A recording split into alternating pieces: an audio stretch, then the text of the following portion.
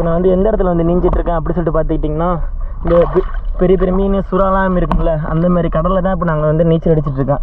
எந்த இடத்துல பார்த்துக்கிட்டிங்கன்னா சென்னைக்கு நேராக பாயிண்ட்டு பார்த்திங்கன்னா சென்னைக்கு நேரம் தெரில, கொஞ்சம் பாண்டிச்சேரிக்கும் வடக்குன்னு சொல்லுவாங்க.